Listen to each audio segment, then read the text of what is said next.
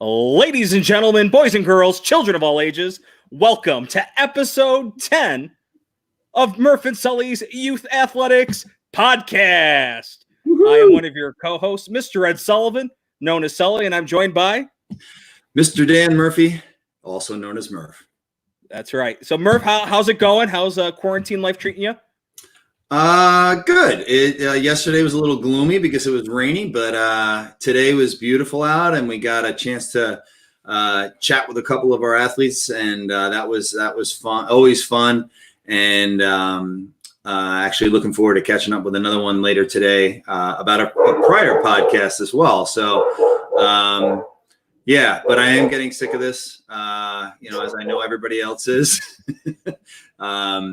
But yeah, no, everything's good, and the good thing about it, in some level, is everybody's kind of settling in, I guess, in a sense.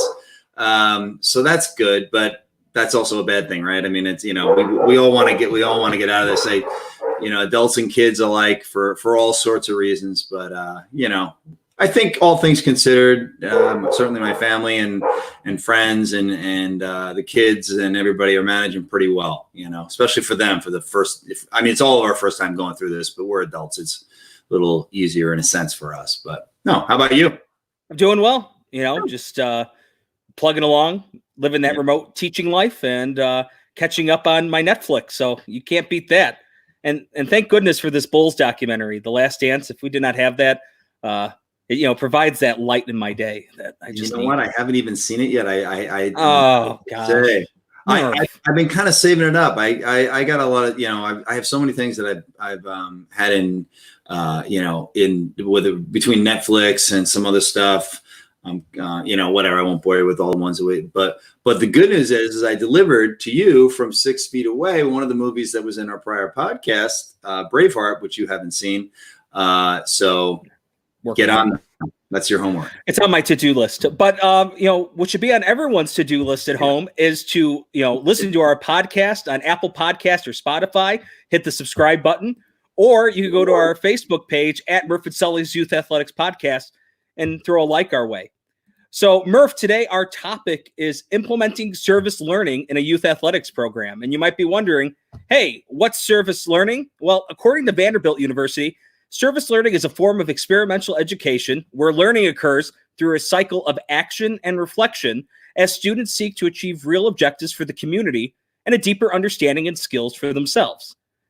And today we have two very special guests, people that we know very well that run youth athletics service learning events in our area. So we'd like to welcome Justin Busche and Renee Reckamp to the show. Justin, Renee, welcome. Thank you. Thanks for having us. Great to be here. Thanks. Welcome, guys. So today we are going to revolve around 4 topics. Renee is going to talk about an event. Justin's going to talk about an event. Murph's going to talk about one. And I'm going to talk about an event as well. And we have some questions, and we're going to basically compare and contrast the events in terms of, whether it's general setup for the event or how to get the community involved. So we'll get started. Justin, what's the name of the event that you'll be talking about today? It is 80s Night. It's a basketball event. Excellent. Renee, what are you going to be talking about today? Volley for the Cure. Excellent. Murph? Feed My Starving Children. And I will be talking about Hoops for the Troops, which is a basketball event. So, Justin, what's the general premise of your event? Well, from the name, you could probably guess we're focusing on the decade of the 80s. And the general premise is that we like to fill our gym with not only the players wearing 80s gear, but the crowd gets into it, and a number of our giveaways revolve around that as well. Excellent. And I love 80s music, so I actually am disappointed I've never been to this event because if it's 80s, I'm all for it, even though I was born in the 90s. But that's we'll have to have a reserve ticket for you for next year then. That's what I'm talking about. Renee, what's the general premise of your event? It's focusing on bringing our community together to raise money for the breast cancer, for our fight against breast cancer while playing my favorite sport, volleyball. Very good. Murph? How about Feed My Starving Children? It is basically an event that's a community of kids and coaches and adults, parents coming together to serve primarily kids, and as the name connotes, feeding them in places where nutrition is a very big concern.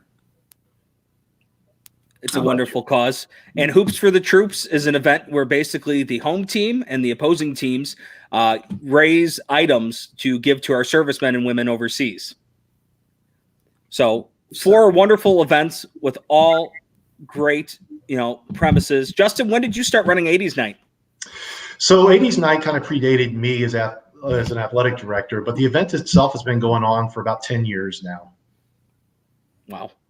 Renee, how about Volley for the Cure at your school? It started back in 2014.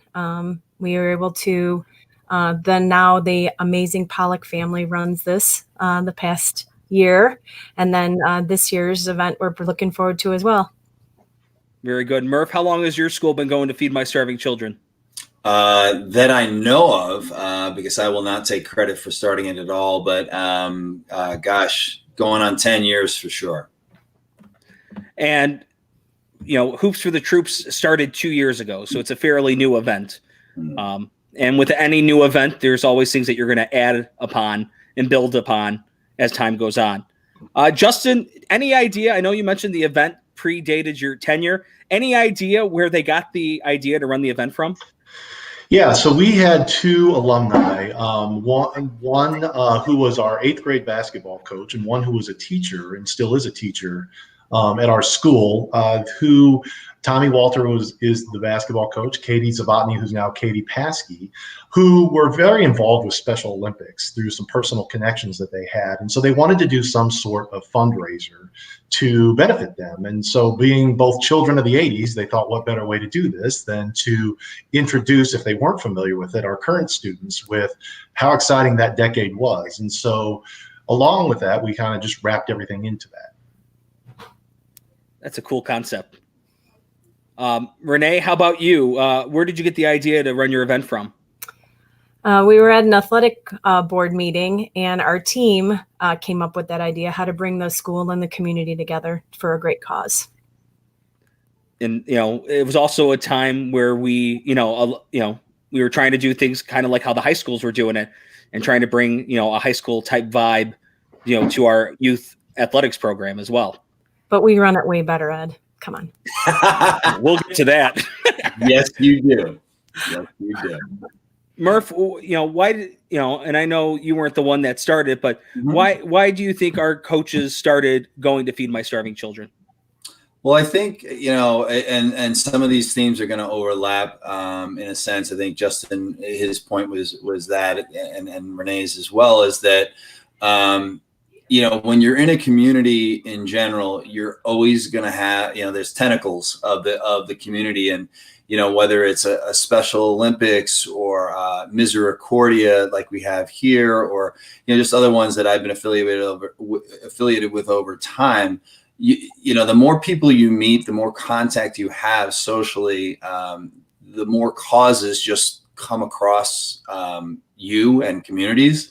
So Feed My Starving Children was really just that. It was, what a great opportunity, one, to bring kids together. And, it's adults and kids, but we bring a lot of kids, young kids, to help out with it. And I think it's what a great message to send to kids that, one, you're very fortunate to be where you are in life and healthy and strong and able. But there are kids that aren't and need help.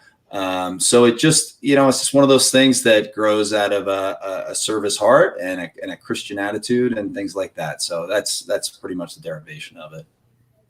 Very good. Yeah. Hoops for the Troops is actually an idea that I got off of, I was going through the Wilson website and I saw this basketball that had the red, white, and blue stars and stripes. Normally Wilson's in black, but the text of the ball was in red, white, and blue. And it kind of started getting me thinking, what type of patriotic event could we do that could revolve around, just this concept? And, Renee, I know your son was in the military, and, at the school that we work at, we have a lot of coaches that have been in the military, a lot of parents, former students, and, Hoops for the Troops had a really nice ring to it. And, food for the servicemen and women was something that still is to this day a need. So we felt that we would truly be helping provide a service to those that really need it, especially the ones that are allowing us to live our everyday lives. Yeah. Justin, so what month do you normally run this event in? So this tends to happen in the second half of the basketball season. So usually late January, early February is when we do it. When do you start planning? If it's, in January, February, when do you start the planning for 80s night? So the reality is it probably starts as soon as the school year starts, but the real meetings and the real work on it kind of starts about the beginning of October, when we start nailing down a date, start to make sure that we're getting everybody involved that needs to be. So it's a several month proposition. Absolutely. Renee, how about for Volley for the Cure? It usually generally starts in the summertime. The solicitation starts, and then once the season starts, you start bringing on the donations from the teams and the parents and the kids. Yep. A lot of moving parts there, just like with Justin's event. All these events have a lot of moving parts to make them function the way they do. Murph, when do the coaches typically start, facilitating this Feed My Starving Children event? We have, as part of the athletic board, we talk about these things on an ongoing basis, and always service is a major part of it. So it's really with Feed My Starving Children. It's something that you go to and they provide the guidance. So we don't really have to do a lot other than pick a date. And there's a pretty big waiting list to do that, which is an awesome thing.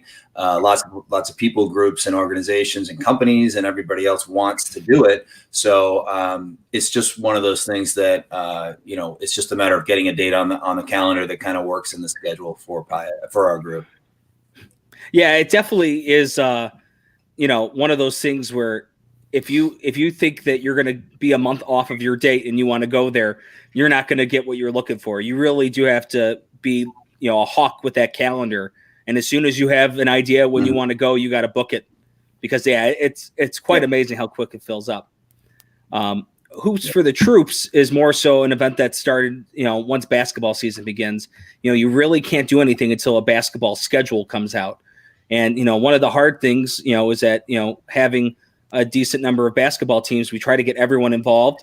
So, and the way scheduling is done for our basketball league, it's not clear cut. So trying to find a way to, get everyone involved. Sometimes we have to get creative, and, sometimes we've even added on non-conference games just to get everyone to be able to participate, because it's something the kids look forward to. Yeah. Justin, does your event 80s Night involve the solicitation of local businesses? Yeah, absolutely. We've been very fortunate that the two individuals I mentioned before, Tommy and Katie, have worked up great relationships with some local businesses through either family relations or just through their own businesses. And from there, it's kind of organically grown to the fact to where we have organizations that are used to donating to this, and even those who are involved, because like it sounds like for many of your activities, we have an athletic board that assists in a lot of ways. And so these individuals, either for their own businesses, or they'll go to people and they're able to get donations from all over the board. We've had donations of up to $1,000 in cash. We've had tickets to a number of different sporting events, all the major sporting teams in Chicago, overnight stays, boating in Lake Michigan. So we've really run the gamut of a lot of great events. And so because of that, we're able to run auctions and just do so many great things for Special Olympics because of that. Yeah, it's cool when your donor base, is used to participating, and you can rely on that support. It just leads to the success of the event, continued throughout time. Renee, how about you? Is there any solicitation of businesses involved? Yes, I think that you do a lot of it. You have created a lot of great relationships over the years as well. And we also have some fantastic families at our school that we are able to count on every year. We're pretty fortunate for our wonderful families. And Justin, I know you mentioned to me in a text message that, when we run into the same issue, I always try to hit up the businesses that do not directly support the school auction. I make it a goal of mine so that way no one could say that I'm taking away business from the school. Yeah, absolutely. That's always one of the key things. You don't want to go to that same well too many times. And so we always are trying to be cognizant not only of doing that, but also making sure our date is separated far enough from the school auction, because you don't want people to be feeling like they're giving it to multiple events within the same week. Yeah. I actually have a question for you guys in light of, and Ed and I have talked a little bit about this as relates to a lot of things, but thoughts on with the COVID issue. Obviously, there's going to be a lot of businesses that are struggling, and unfortunately, we could lose some of them that may have been sponsors. Any thoughts? I realize to some extent it's early, but I'm sure it's always a thought. Any thoughts on that as far as the impact that's going to have, or maybe plans to try and facilitate a similar amount of donations or more, obviously, but do it in a difficult environment. Sure. Even just to add on to what you're saying, Murph, is you look at these charities that are used to getting donations, and with the likelihood of a lot of people either out of a job or reduced wages right now, they're really hurting in that aspect too. So I think from an organizer of an event like this, it becomes even more incumbent on us to get creative in ways to try and make sure we're keeping up those same donation levels and doing things to benefit them. So to get back to your original question, yeah, I see some of it maybe being stagnant for a little bit, but the hope is that as this disease progresses and as things move on, things will start to progress economically as well. And so hopefully it is a minor blip in things going forward. We're, I guess, in the fortunate situation to where we're 9 months away from the event. So hopefully by that time, there's a little bit more normalcy to it, but there's so many unknowns, as you mentioned right now, it's tough to really put your finger on what's going to be available. Yeah. Good point. How about you, Renee? I think that how we started this event is that we asked each athlete just to donate one item, and when we ask them to donate only one item, and then we gather all these items and we create baskets, so if you just ask everybody just to give a little bit, and it just comes in droves then, right? Ed, what did we start out with 2 to 4 tables of baskets that we had created from these? And then the Pollocks this last year that they ran it, they had to go up the wall. There were so many items that they had gotten donated, because everybody's not asked to donate more than they can. We ask them if you just donate one thing, and then they end up bringing in a bag of something or, whatever they can. So I'm of the belief that this is all going to turn around. I think everybody's going to still keep their things in perspective, that we've had to take this time off. We're still going to embrace family and embrace our school, that we're all supporting. And I think that everything's going to come through. We're going to be better off in the end. Yep. Good. And I think at the end of the day, no matter how many business sponsors you have or how many items, just the fact that the kids know why they're competing that day and what the purpose is for, regardless if you raise $1 or you raise a couple thousand, it's still that idea that you're trying to help make someone's life better. And I think that's ultimately why we all do it. Good point.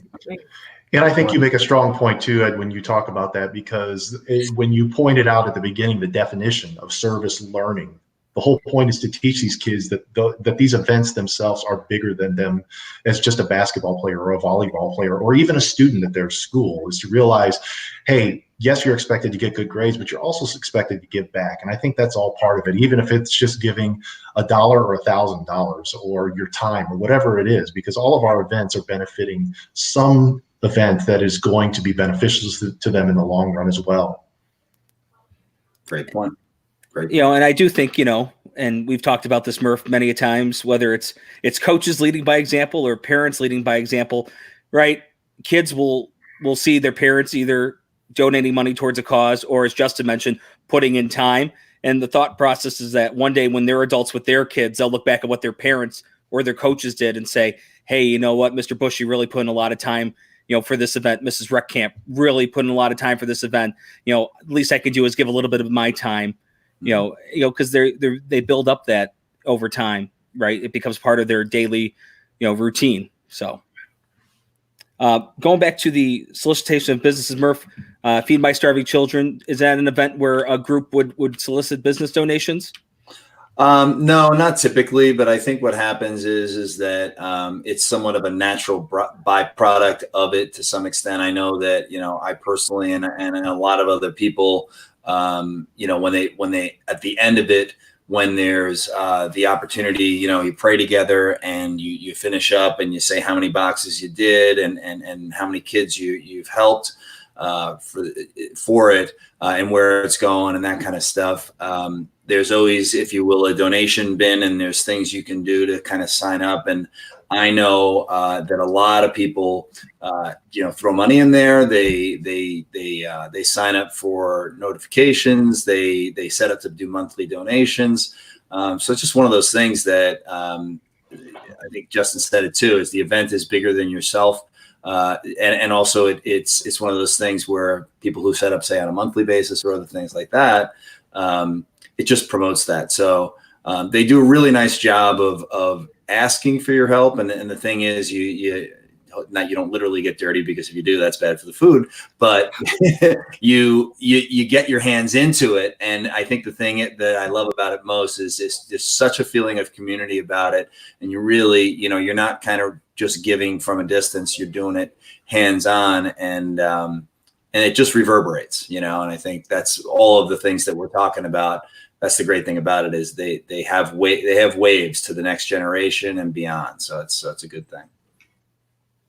Right. So as mentioned, Feed My Starving Children, it's not so much an event where an organization will go there and have like a pledge card. They just are going there to, donate their time.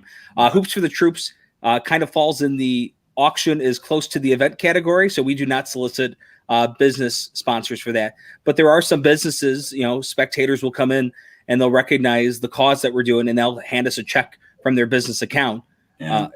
But that's ultimately, their choice. We're not going out and actively searching that business. So we pick and choose because we don't, if you keep hitting up your sponsors all the time, then eventually the different groups throughout the school aren't going to be able to benefit from that sponsorship, or you might end up losing sponsorship down the line because they're like, this guy keeps hitting me up. I mean, when's he going to stop? So we try to leave it to once a year. Yeah. Good. Justin, how do you promote 80s Night? Well, it initially starts, as I mentioned, with the two individuals who developed the idea. From there, as a school, we try to make sure that, at least in our school community, everybody's very aware of it. And then we go to Special Olympics and we tell them about it, and they try to reach out to, as I think Murph mentioned as a good way, the tentacles that we have. And we try and use those avenues quite a bit. The students are great about mentioning how great of an event this is. They talk about, at least I had a couple of players this year, they told me that 80s Night is their favorite night of the year because of all the excitement in the gym and the things that they're able to do. And so it just becomes a great event that way, because you get businesses. We actually had our big donor this year who donated the $1,000 actually came to the event himself and present one of those big checks that I know we all like to hold. And yeah, those are fun. I wish you could actually deposit those. But the event itself we're able to easily pack the gym every year just because of the excitement that it generates.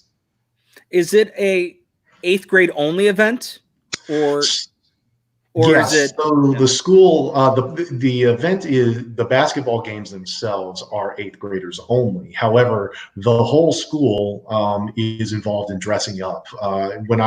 This last year, we had everybody from kindergarten all the way up to 8th grade in the stands in some form. There was representation from every class. So, but the actual teams playing in the game are a mixture of all of our 8th graders, whether they're A teams, B teams, boys, girls. All of our 8th graders who play basketball are involved in the game. Is that considered your 8th grade night, or is that a totally separate night? Completely separate night. We try and dedicate this completely so that we're benefiting Special Olympics, and then we leave the 8th graders a little later in the season. Excellent. Does Special Olympics ever stop by? Representatives? Yeah, in fact, one of the best parts of the whole event is we, about 3 years ago, and a lot of credit goes to Kirk Batusik, who's kind of been our MC and organizer of the event a lot of the years. He was able to make contacts at Special Olympics, and not only are they attending the event, we, during halftime or in between games, We actually have a shooting competition, and we have one of their athletes speak to the crowd. And quite honestly, it's a very moving time. And it's the only time during the night that the crowd's dead quiet. And the reaction that those athletes get is just unbelievable, not only from the kids, but their parents and everybody involved in the event. So that's what really makes us go back every year and want to do it over and over again. I was going to say, that's whenever you can have someone speak to the crowd and relay that personal experience, it really puts everyone in the mindset of why we're doing what we're doing and why we're here. So that's magnificent. Renee, how about with Volley for the Cure? How'd you guys promote your event? I believe that we put it in the church bulletin. We put it in local papers. But the one thing that I think that brings all ages to the event is that you start selling T-shirts. You know, everybody wants to wear a Volley for the Cure T-shirt, especially because it can be worn on an out of uniform day or just wear it with their uniforms. So, you know, and then everybody in the community, I have my 2016 T-shirt on right now. That was the one I pulled out of my drawer, but, and then you see it all around for years, different T-shirts. So I think that, and then everybody starts hearing about what a great event it is. You know, we have all the silent auction items, we have the bake sales, we have all of those fun things. Without a doubt. And also with that event, it's a promotion through social media, Facebook and Instagram. You know, Renee always did a great job. She had a great relationship with the parish office. We were able to get on the marquee outside the church.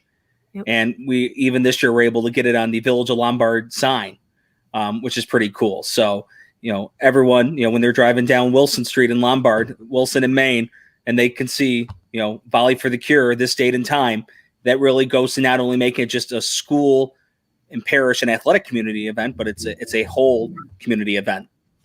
So, and we have lost Murph, so I'm not sure where he went. Maybe his laptop ran out of battery. So I'll speak on his behalf. Feed My Starving Children, promoting the event. You know, the coaches do a nice job when they register. They promote it through either their social media accounts or through our text messaging and email features with the families. They send the videos that promote the message and promote what their work is doing. And they just keep sending general reminders. It's not a mandatory thing. It's an optional thing. But for the most part, we get about 85% team attendance. And it's not just the athletes, their parents and their siblings come as well. So that's very beneficial. For Hoops for the Troops, I just got a text message from Murph that his internet connection's acting up. For Hoops for the Troops, it's very similar to Volley for the Cure at our school, using those different avenues of whether it's school, you know, email blast, bulletin, marquee, and, you know, T-shirts. I got my Hoops for the Troops T-shirt on today as well. All those things go to help promote the event. And we've even kicked it out to the opposing schools as well. Justin, I know your teams have participated in the events and are always very willing to, whether it's donate items or purchase T-shirts, we get everyone involved. And I think that's a big part of the event. Ed, I would agree. And I think that getting the visiting team involved with your event can be so beneficial as well, because we have been lucky enough that for the majority of the years we've played the same school. And this year we even had another school who was really wanting to participate, and because of circumstances was able to. Not only did they participate, but at their school they did similar activities. In other words, they were allowed their kids to dress up at like 80s for one day. They were able to do in-kind donations. So when you can get your opponent to really buy into the event as well, it can only help it. Without a doubt. And I know when we did Volley for the Cure with the raffle baskets, I think a lot of people assume that you have to be present to win. And one of the things that Renee started early on in the event is, hey, you do not need to be present to win this event. It doesn't matter whether you live in Naperville or Bolingbrook or Plainfield. We will drive out and meet you. We just want you to participate because it goes to such a great cause. Absolutely. Absolutely. And all of our kids, Ed, this year, you guys, or this school year, you guys had to start it on Friday night because you had so many teams, right? This Correct. year, you know, it went through Friday night and all day Saturday. So that's fantastic. What a great turnout. Yeah. And what's really cool about those events, whether it's Volley for the Cure, Hoops for the Troops, or 80s night, you have people that have relatives that they know of that have either, been in the military or, have been involved with Special Olympics or, that have fought through cancer. And a lot of times you have their relatives come on to the event and they participate in the festivities. So, it's really, when it's a lot of work, but when it all comes together, it's quite an amazing thing. So Justin, I think we talked about how you get the school community involved. What do you do to enhance the game experience? I think you mentioned your PA announcer and you mentioned the halftime festivities and the speakers. Anything else you want to add on to that? Yeah, I mean, it started just like I'm sure your events. It started as kind of from a grassroots and didn't really know where it was going to go. And it was just the team dressing up. And each year it has kind of gotten bigger as far as the involvement. A few years ago, we were able to have some officials work the game who kind of got into the spirit and really enjoyed doing it. So they came back the next year, and not only did they donate their money back, which they do every year, but they actually started dressing up themselves. We've had officials like this last year. They dressed up, one of them as the Marshmallow Man and one of them as a Ghostbuster fighting just to do that. And so there's been some great involvement from the school community, and then anybody who comes in the door. I mean, it's anything neon is welcome for sure. You can't go wrong with neon. Let's be honest. Yeah. And then just to I guess finish up the thought is that the contest that we even have, we'll have a name that tune where it's all 80s tunes going on there, trivia that goes on throughout the game. And as I mentioned before, the MC of our event, Kirk Batusik, does a great job, trying to get everybody involved, get the kids involved, and then making sure that everybody understands the reason that we're there too. And so it's just I think you just mentioned, Ed, it's great to, it is a lot of work, but then on that night you realize why you do it. Absolutely. I mean, I know setting up for our events last year, there'd be nights that I'm in the gym till 1:30 in the morning, just trying to put together the finishing touches. But, no matter how much sleep I get or don't get, by the time the event's over, that's why you do what you do. So, Renee, how about you? What do you guys do to enhance the game experience for your event? Through the donations, we're able to provide the 8th graders for sure with the jerseys, pink jerseys. And then it's filtered down. That's where it started. And then it's filtered down to all the teams are able to get donated special jerseys just for the event. And it's fun, as this has grown, each year it gets better and better, that the teams that show up for that day or that event is they wear pink socks. They all have pink headbands. There's some type of, or they even have special jerseys that they get made, just to say they're able to enhance the event. Everybody gets to get announced that night. It's so fun. It's so fun to walk into a gym of pink. Right. And when we have our events, one of the things at our school is, the athletes in the stands come down and form the tunnel. And as Renee mentioned, when it's not just the home team, but when the visiting team gets that opportunity, and, I'm not going to lie, sometimes when we do like our 8th grade night, I will announce the visiting team to the Imperial March, from Star Wars. But, for Volley for the Cure, right, we're all in this together in this fight against cancer. So you give them, instead of being like, now for the Saint blah, blah, blah, Justin Busche, you're really... And now, Justin Busche, right? Everyone gets that. Everyone gets. And that's the best part is that similar to you, our opponents, we actually ask them what they want their walkout music to be. And they want to always keep in mind that they're the villains. And so similar to you, for instance, a couple of years ago, we had the coach actually dress up as Darth Vader for the opponent that we had. And the players all wore stormtrooper type uniforms during the game. So it really, when you get that atmosphere going, I think it only adds to the event. It makes people want to be a part of it. Absolutely. Other things that we've done, we've had speakers, that have had, cancer survivors speak. We've had a memory wall, remember those that have passed away, to cancer. It's just all those things add up to making just a magnificent event. For Hoops for the Troops, at halftime, we have our different parents or students that are in the military, their family members or alumni speak to the crowd. And, our one coach, Ed Castaneda, he talked about how this one story about how he's a fighter pilot in the Air Force, and just talk about how that one, small little Twix bar or that Kit Kat, just getting that, knowing that it's from home, just how much that just motivates a soldier to keep on going and to keep on fighting, and to know that, ultimately they're trying to get home to their families. Like you said, Justin, it's that one part of the night where you can hear a pin drop in a gym, which you can usually never hear silence in a gym. Right. So that truly is, it gives you goosebumps just thinking about it. Yeah, it does. So Justin, you mentioned again, your event, the proceeds go to benefit Special Olympics, correct? Yes, Special Olympics. All 100% of it goes straight to that. We really don't take anything out of it. All the concessions, anything that is brought in goes directly to Special Olympics. Magnificent. Renee, how about for yours, for Volley for the Cure? The Polycarp Foundation, they do that they use all the funds for research for breast cancer. And just some fun facts out there, because we were starting a Volley for the Cure. I think a lot of people, there's a certain organization out there that normally donations go to, but the diocese did not want us using that organization. So that was actually one of the hardest parts of starting the event. You remember that, Renee? Trying to actually find a charity that would fit within the moral guidelines of the Catholic Church. That was probably the hardest part of the event.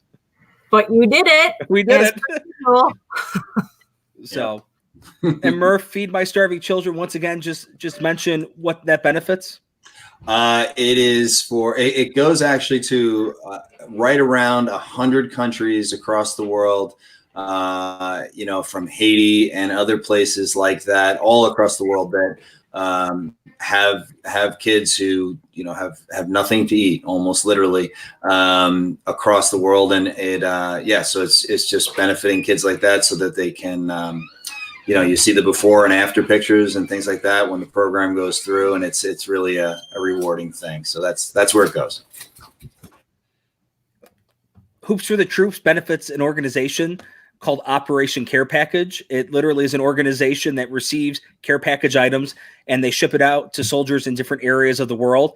And what I didn't realize, and I guess I should have realized before I started the event, is just how expensive it is to actually ship care packages overseas.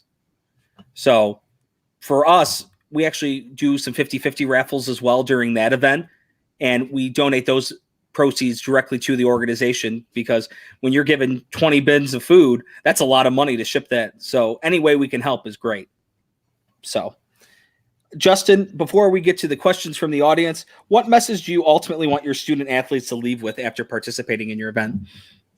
Well, one of the things about attending a Catholic school is that, as I mentioned before, yes, we want them to get good grades, but ultimately their goal is to get to heaven. And so one of the ways that you develop this full person that a lot of times the teachers talk about at the schools and the principals and everybody is to realize that your ultimate goal is to benefit not only yourself through your academics, but others as well. And if you can start living a life in service as you move forward, then that's making you that whole person. And so, as I mentioned before, having the Special Olympians there on site and having these students realize sometimes how lucky they are to be in the situation that they are, because there are people out there who don't ultimately have the same wonderful gifts that we have each and every day, and to realize that they can do things to help other organizations, other individuals, and taking that mentality forward.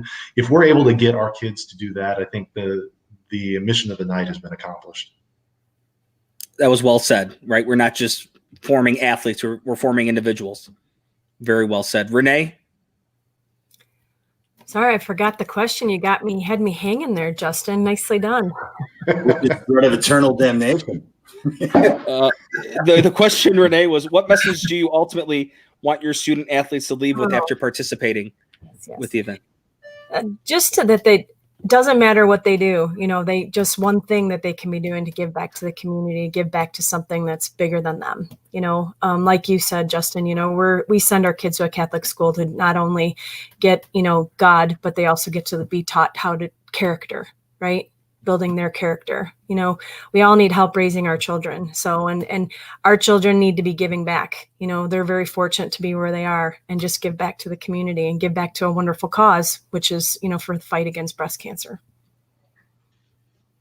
Absolutely. Murph, how about you? Feed My Starving Children. What message do you ultimately want your student athletes to leave with? Every event has, similarities, but there are some differences too. I think it's, first of all, service to those in need. I think that a couple of interesting differences of Feed My Starving Children are that it's service to strangers, people that you'll never meet, but are in a very dire circumstance. Makes it, just a very interesting, or I think provides a very good perspective to people. And also, the thing I think I love most about it is it's service to children and for children by children. You're by showing the examples that they do of these kids who are, around their age or maybe around their younger siblings' age or things like that, who are malnourished and, who, again, you see the before or after picture and videos of the kids, and it's just wonderful. So to see this kid who, at 2 years old, weighs 12 or 13 pounds and is, it's horrible. And then, but you see the kid later, and not only is the kid strong and healthy, but they're like that. Now they're really more like the kid that is giving, they're healthy, they're strong, they're happy. So, they believe it starts with nutrition, and that, that helps them build a better life. So just that, the children to children contact, I think is really, I think it's a powerful message. Without a doubt, especially because sometimes these kids are actually the same age as them, Exactly. So I think when the students take a step back and go, wow. And that's where I was going to lead into Hoops for the Troops. I think if we can get our student athletes to recognize, how great they have it, right? Like their parents make the sacrifice to send them to these Catholic schools, right? And, I didn't realize it till I was in high school or even college, just how much money my parents put into this education, right? And I was blessed to get it, blessed to have it. But just being fortunate for the things that you have. And when you think that, maybe life's not going as well as you'd like it to, or something really is bugging you, and you stop back and think, of the things that are affecting people and how your actions can make their lives better. That's ultimately what we want them to leave with. It's just how they can make a difference and make others' lives better, and to appreciate the lives that they have. And it makes, I think the other thing is that all of these things, the slightly hidden benefit is that the people who are giving, benefit as well. Obviously, when the older I get, it's like Christmas. My favorite part of it is not what I get. In fact, I almost tell my kids, just don't get me anything. I really don't care. I just want to see you opening a present, or, to see somebody benefiting from something that you're doing. We're all involved in supporting our communities in various ways. I tell the kids all the time that I coach, I'm having more fun than you are. And that's the truth, because I get to be around all of them and serve them in some way. So it's the same thing, it's just great to see people's, marrying that fact that they're smiling while they're doing something good for somebody else to make them smile. It's really cool. Absolutely. So let's take a look at our comment section. Once again, if you're watching us on YouTube or on Facebook, you can leave a comment and may end up on the show. Joe Hayes says, "Hey, Dan, just a quick hello, and I'm off to dinner." So thank you, Joe, for tuning in. Terry Janeski says, "Go Knights." Always. Karen Kelly, Murph, I don't know who that is, but obviously she knows who you are. Yes, she does. Hello, Karen. Yeah, thank you. Former athlete at our school, Liam Casey, says Feed My Starving Children is a great program to do service hours. And, it's obviously an activity that, as Murph, you mentioned, Girl Scouts do it, athletes do it, all these different organizations, high school, colleges. I know the first time I was exposed to it was in college for freshman orientation. They actually set up a makeshift Feed My Starving Children, station in Elmhurst College in the gym. So I thought that was pretty cool. I can only imagine the amount of work that went into making that happen. So, and I think we just lost Renee. Hopefully she'll be back on in a second. Thank you, Liam. Patrick McCarthy asked, are your respective events generally the same size of participation and fundraising wise each year, or have they been growing annually? Great question. Yeah, for our event for 80s night, it started relatively small. I would say I don't believe we raised even $1,000 to this last year. We raised over $5,000 for it. So it certainly has grown each year. And that comes with not only the donations, just with all the different people who have been involved with it too, and the individuals. And it's not just the $500 donations, it's the $1 donations from all the kids that have made it grow the way that it has. Absolutely. And I think when you have an event like that, Justin, that has been going on for 10 years, the more people are used to it, the more they're wanting it. And they're like, hey, does anyone know when 80s night's happening?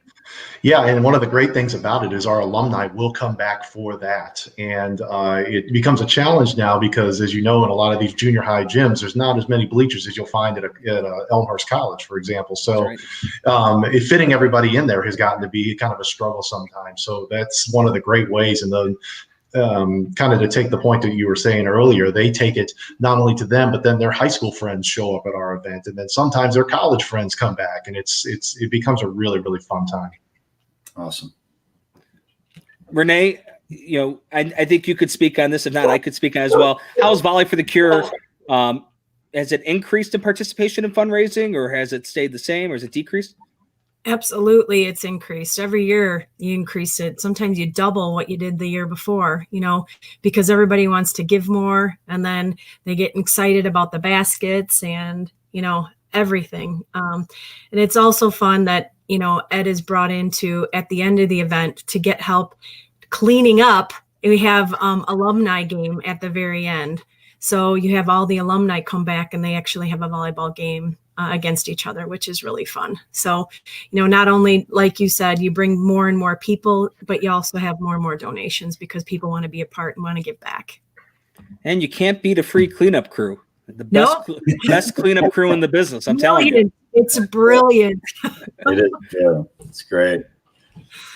Murph, I'm gonna take a chance to because Feed My Starving Children is kind of there's a certain capacity they have and all that kind of stuff, room on their calendar. So it doesn't necessarily, but I think it always will, because the waiting list, from what I've seen over the years, continues to grow. It takes you months and months to get on it.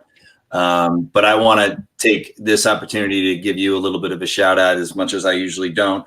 But I'm just kidding. But I have to say that a lot of times the enthusiasm starts with the people who are running the event. And I know in all your cases that your enthusiasm and I'll say your competitiveness is infectious. Ed, we talk all the time about the fact that, whatever event it is in school, whether it's a charity or it's, whatever event we do, it's always, how can we top it next year? And that's whether it's donations, it's participation, it's fun, it's whatever. And that just that's I guess a byproduct of the sports aspect of it is that talk about competing for something that's good. That's an awesome thing. And I know that you guys all try to top it every year. So yeah, any opportunity we can have to give more, whether it's time or as a time, talent, or treasure, we'll do it. So it's good stuff. So good question, Pat. And shout back out to you. I also want to say thank you to Mike and Stacy Pollock for taking this event and running with it and making it even better. When we first started this event, Ed, we never thought it would be what it is today, No, and Mike and Stacy brought to a whole new level this past year. So thank you, Mike. Thanks, Stacy. Sorry you couldn't be here today, but hopefully I did okay filling in for them, now that run the event. You did great. And Mike is huge for us. He actually, Stacy as well for Hoops for the Troops. Stacy always, was with the bake sales, or their kids are helping with raffles. And Mike actually delivers the 24 bins of food to Operation Care Package. And those bins are heavy. I'm telling you. I mean, I almost got a hernia, that one time loading them from the stage to the van. But so does anyone have any thoughts before we wrap up shop here? One quick thing I'd like to add, Murph, you talked a lot about Feed My Starving Children. It's something that our family's been involved with, and our school actually does the same thing. I think one of the great things about feed my starving children. It lends itself well to athletic teams going on, because I know when we go every year, boy, you want to talk about competition between those tables. They want to see how many bags they can get filled up as quick as they can. And so I think it's wonderful anytime schools can get involved, especially with that organization, because anytime you get athletes organizing anything, you're going to get competition, and that can only benefit them. Yep. Good point. Is there any service learning events that you've seen other schools do that you've thought about doing, or maybe thought was a cool idea? Well, I tell you, as you know, Ed, one of the great things about being an administrator is plagiarism. So anytime we can copy an event and is a good thing. I think all of the events that everybody's talked about today has been something that you'd like to take a little part of and try and do different things.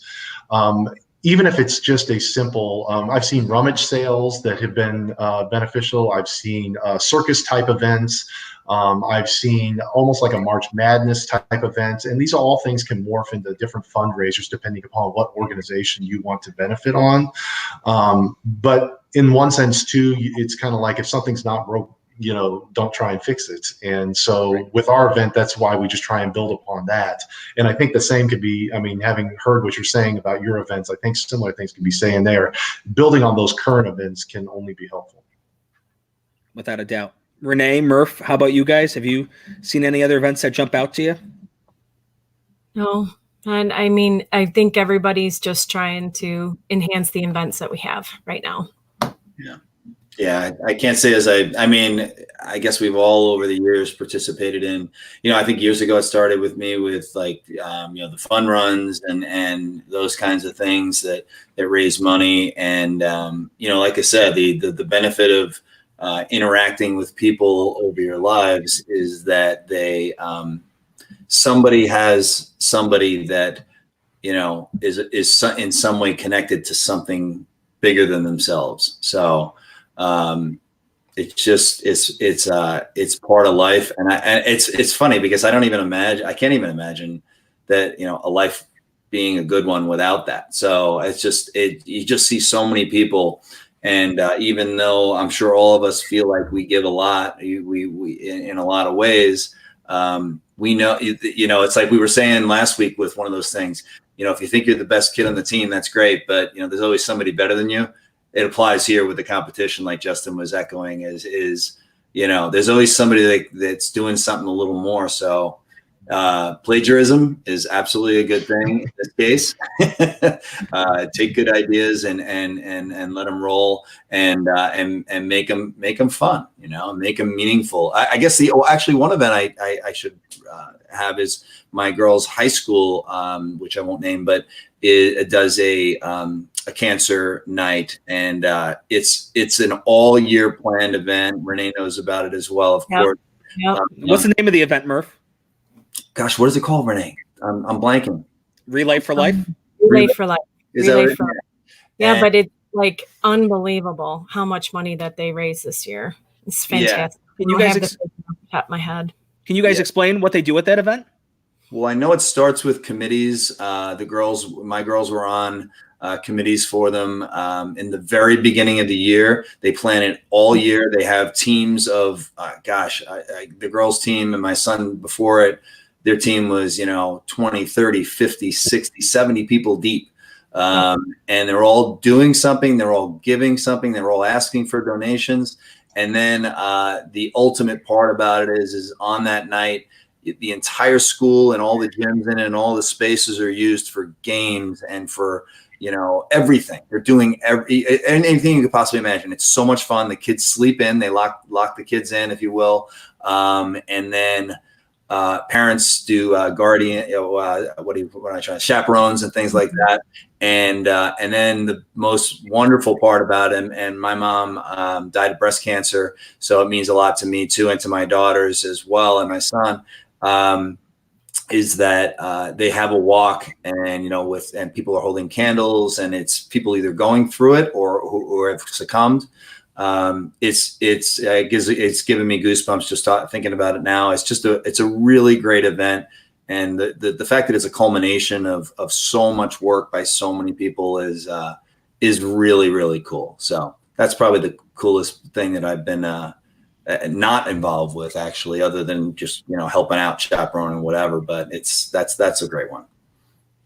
Absolutely. And a lot of programs do that. And once again, it depends on which spin on it that the programs put on it. Everyone has their own flair, their own personal touch to it.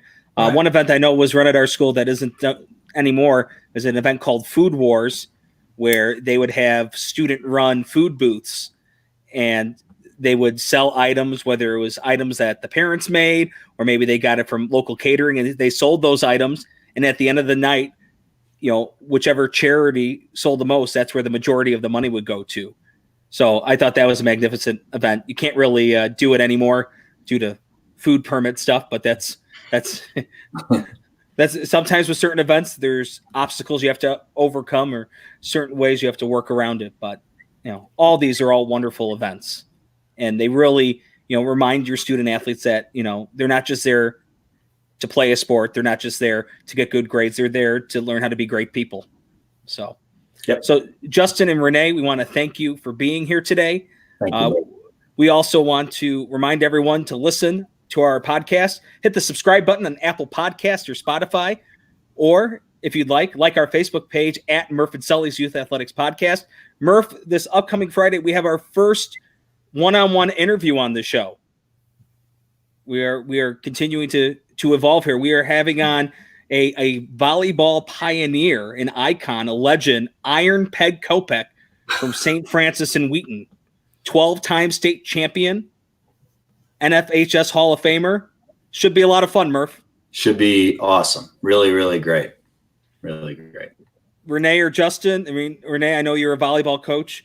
Justin, I know your family's involved with volleyball. Any questions that you would like to see us ask Coach Kopech? I can't think of it off the top of my head. Sorry. Kind of threw me for one, but tell her we said hello. Ask her. I guess you could ask to figure out if she's able to still lift her hands with all the state rings that she has. If she's able to do that. I will pass along that comment. Okay. So it's a wonderful program. But seeing it from afar, it's I think one that you would hope any program would be at that level. Absolutely. I'm just excited to pick her brain. Just her methods. And for me, Murph and I were talking about it yesterday. I probably researched about 6 hours yesterday of Peg Kopech stuff, and just things that you never realized. Like, she started that program from the ground up right after Title IX. Just unbelievable. Just the different stuff that she was able to accomplish. Yep. Well, I'll make sure to tune in so you don't have any advantages over our school this next year. Okay. Magnificent. Well, thank you, Justin and Renee. For the man that puts the boom boom into your heart, Mr. Dan Murphy, I'm Ed Sullivan saying we'll see you on Friday night. Thank you. Thank you. Thank you, guys. Bye, everybody.